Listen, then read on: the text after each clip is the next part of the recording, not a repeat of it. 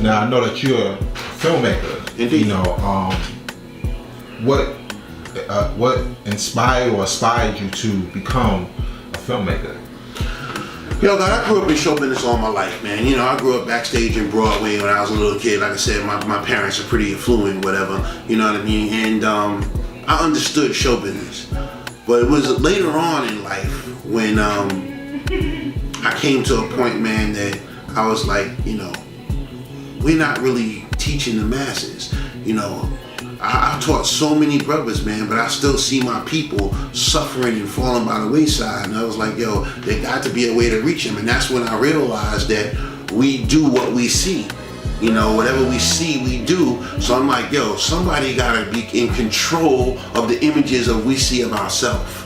Right? So I was like, yo, the only way to be in control of the images that we see of ourselves is to feed them with images that we create. Mm-hmm. We don't create our own images. Look at Malcolm X. Who owns the rights to Malcolm X?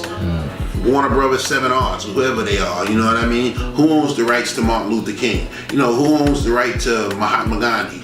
You know, who owns the rights to Barack Obama? You know, all the rights of the people who could positively influence us is owned by them, so they're not going to give it to us. What they're going to give us is they're going to give us Tupac and show us how to get shot in the hood.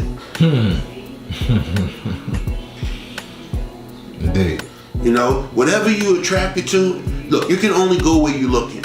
So whatever it is that you're attracted to, that's where you're going. So if you glamorizing jail, street life, yo, when we was in the thing, you know, we was doing this, and, you know, you glamorizing street life, like, you know, what Pookie and the niggas is doing on the corner, you know, you glamorizing crime, like, yo, we just was getting ready to do this caper. If that's what you glamorizing, that's where you're going. And they know that, so they feed us with images of those things so that we can go in those directions.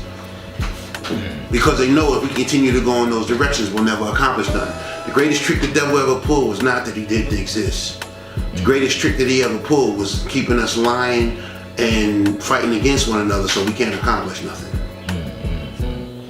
Now, what were some of the projects that you worked on?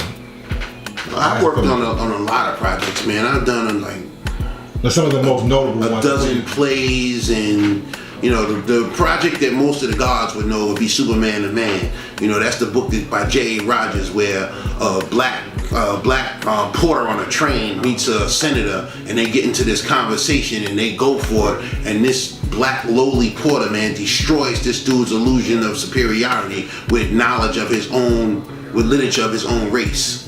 You know, so it's white Caucasian literature. He destroys this dude. You know what I mean? So it was one of the books that the God Sharif. You know, that's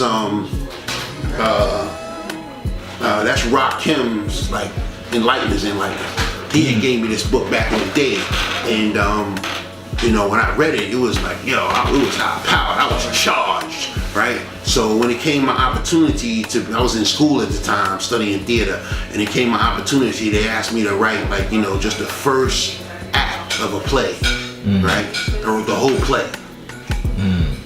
You know what I mean? So I had to do an adaptation of a book. Right. So that was the book that I chose. And the reason why I chose it was because it all takes place on a train.